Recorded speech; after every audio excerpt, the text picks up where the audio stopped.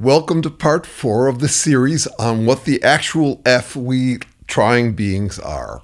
In part 3, I offered an explanation for how trying beings emerge from simple chemistry as a chain reaction that generates chain reaction seeds. Before I continue to flesh that out, I want to share 2 reasons why seeking a strictly physical explanation for us trying beings matters so much to me. One is personal, the other is global. Perhaps you can relate.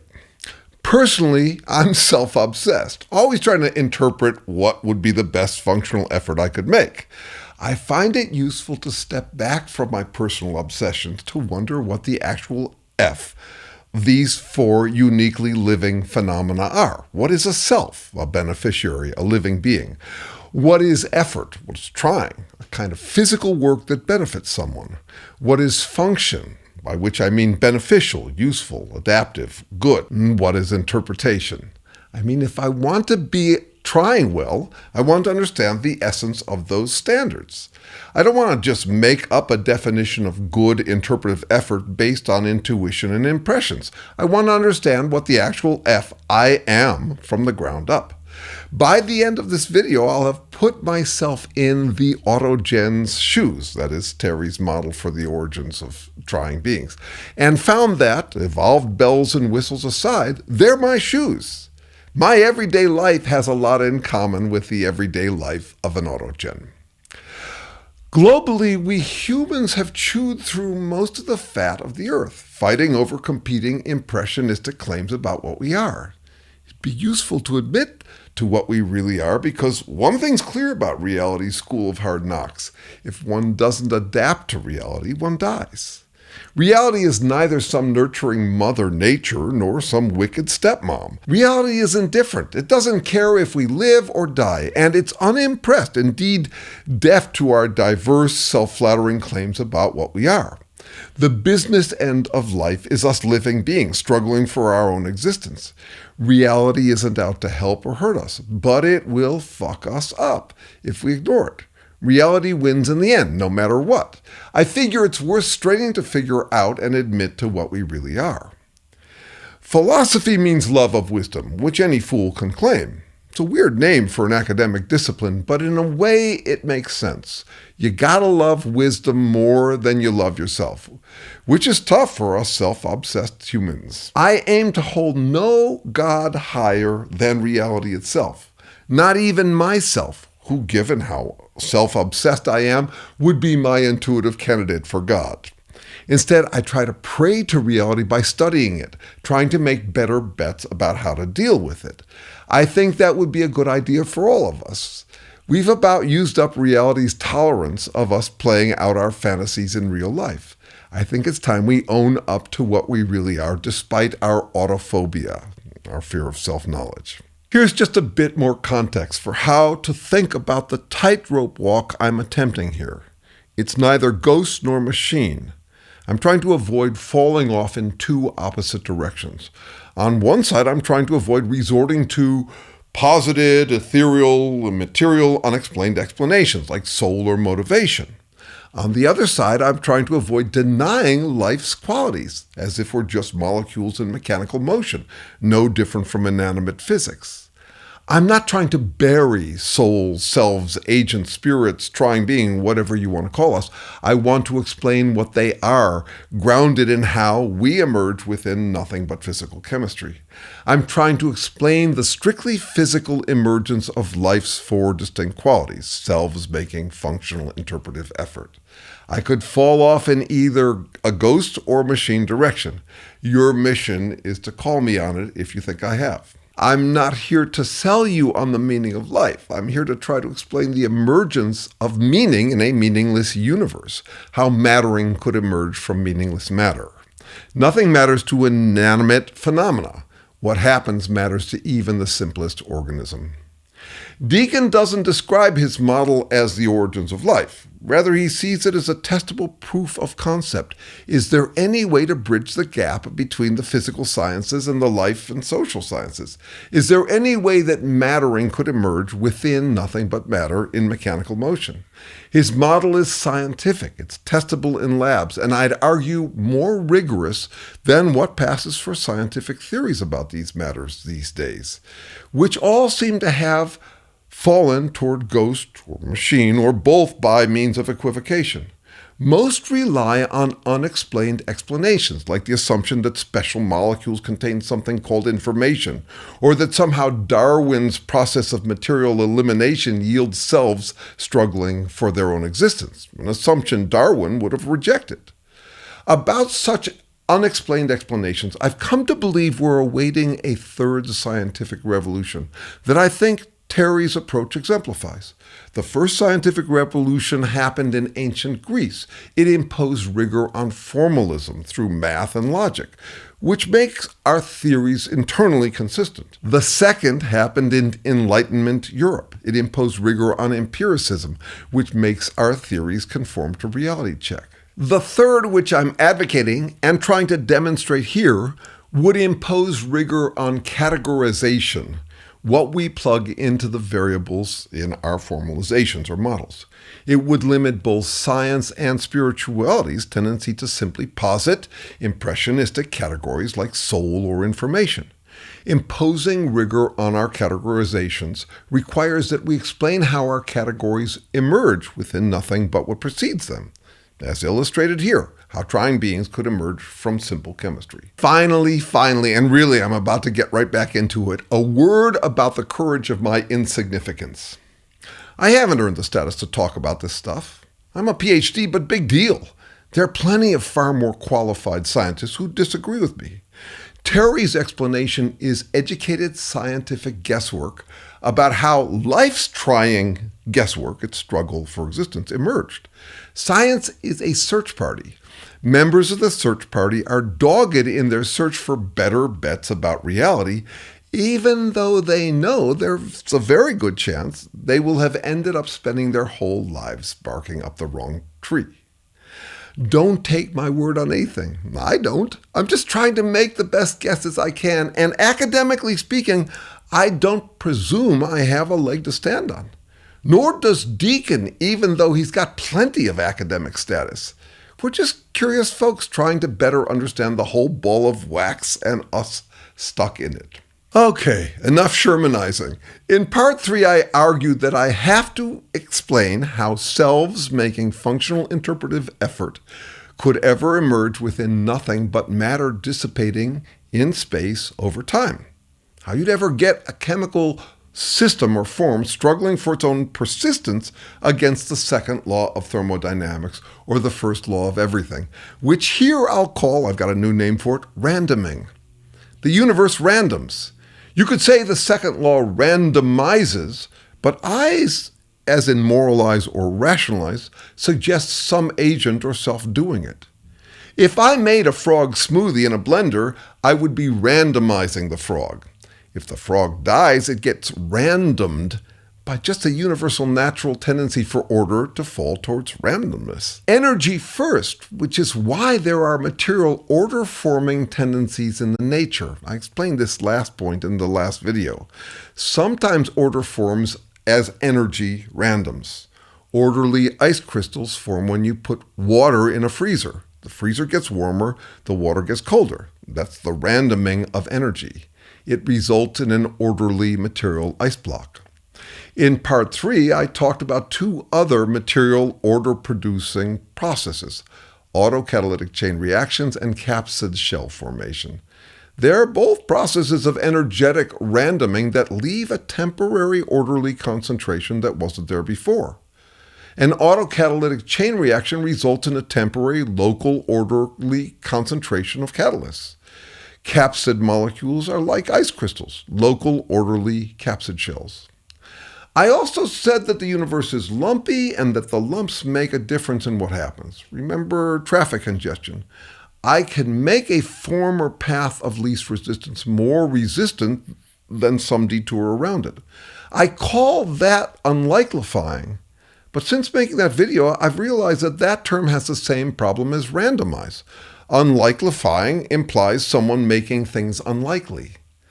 I'm unlikelifying bike theft if I lock my bike up. The traffic congestion isn't some being actively unlikelifying a flow. So let me make a new distinction. There's unlikelying, and then there's unlikelifying. Traffic congestion unlikelies some paths. Only trying beings unlikelify. I'm sorry for all this jargon. I wish I could use intuitive, familiar terms, but they tend to come with baggage that draws us back into the usual ghost machine alternatives. If you stick with this, I bet you'll see why I need these terms. And I know it's hard going. Life doesn't just unlikely, it unlikelifies. With life, there isn't just a material flow towards order that unlikelies some possibilities. Trying beings actively unlikelify their own degeneration. Remember what I said I think I am. I'm a congestion that channels energy into work that regenerates the congestion I am. How do I do that? What kind of congestion am I?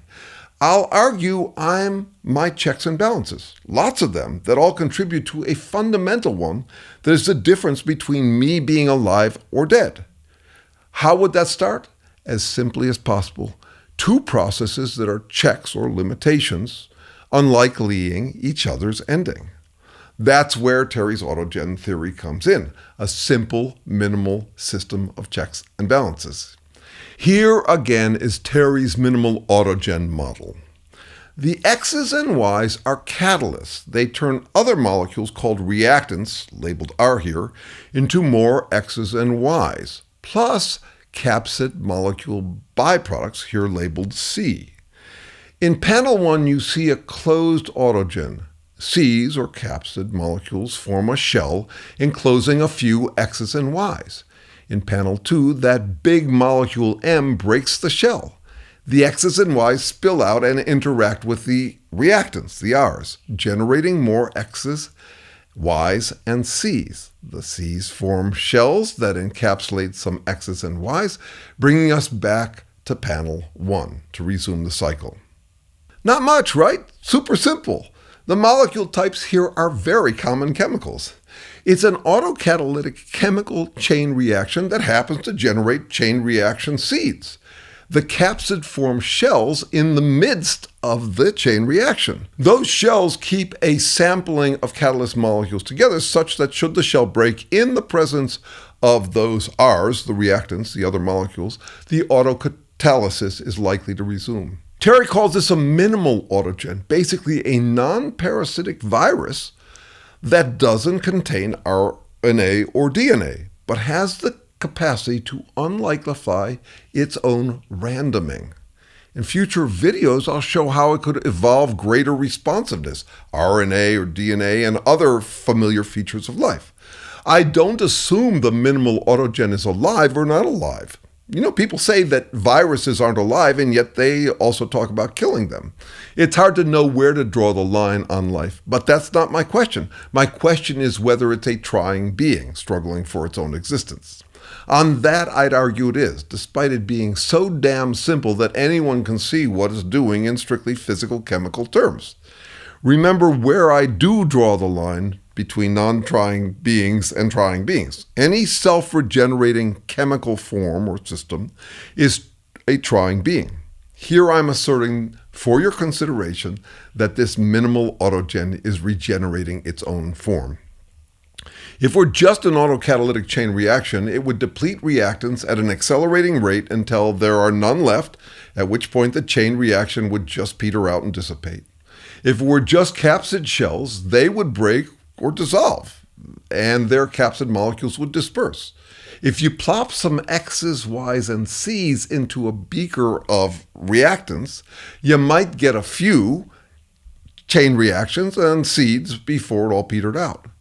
But the autogen is different. Because the chain reaction yields capsid molecule byproducts, the two processes, chain reaction and shell formation, are intrinsically coupled. They're synergistically coupled such that they prevent each other from ending. Shells break, the chain reaction resumes, but in the midst of shells forming. Shells break and capsid molecules drift away, but the chain reaction replenishes the local capsid molecule supply. Both processes keep each other's randoming in check. Yeah, sure, Sherman, but no, really, is an autogen a self-making functional interpretive effort? Is it doing work that works to keep itself working in its workspace? I'd argue it's a trying being. I'd argue it has those features.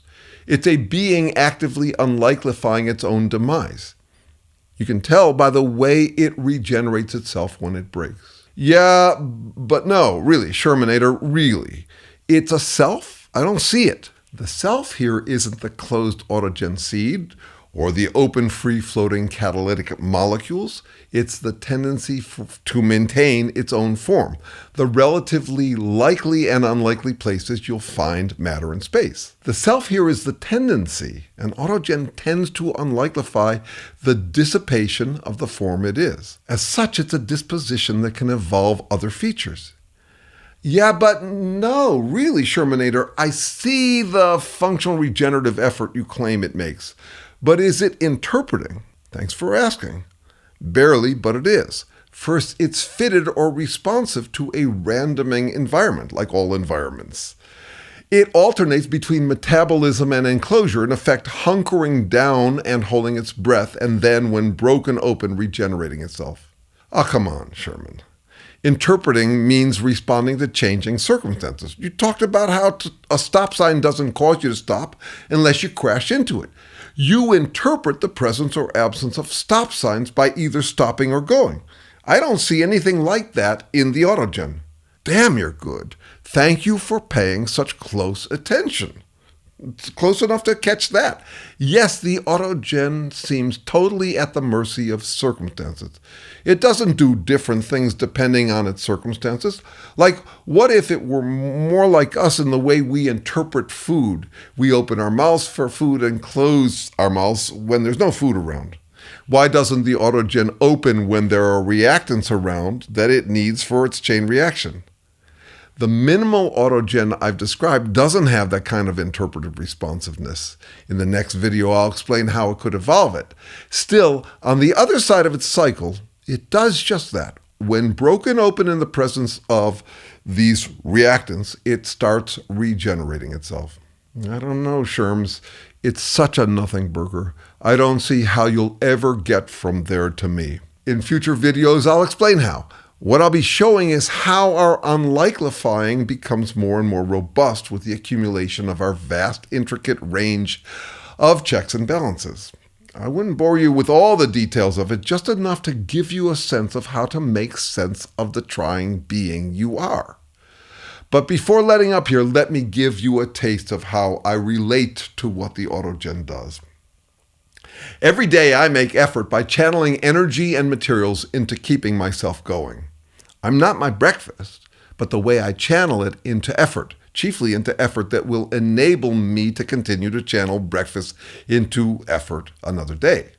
I channel energy into effort to regenerate my capacity to channel energy into effort.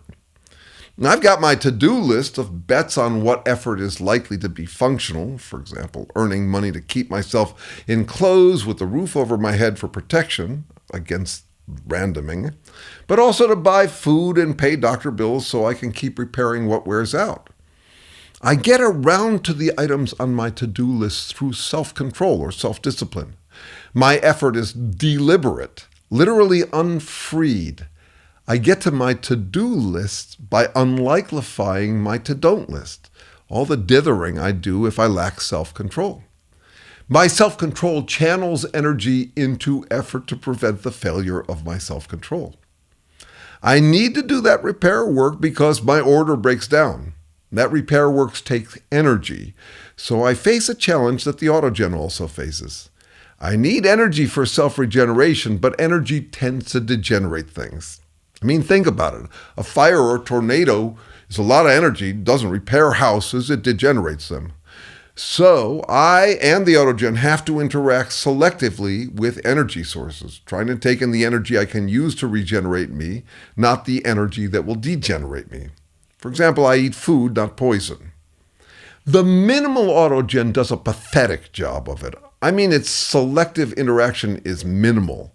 Still, it has a way to do it. It has two phases, hunkered down against degenerative energy, opened up to use the energy it can to regenerate itself. It has a bimodal repertoire, closed and open, which can evolve toward more effective selective interaction, as I'll show in the next video.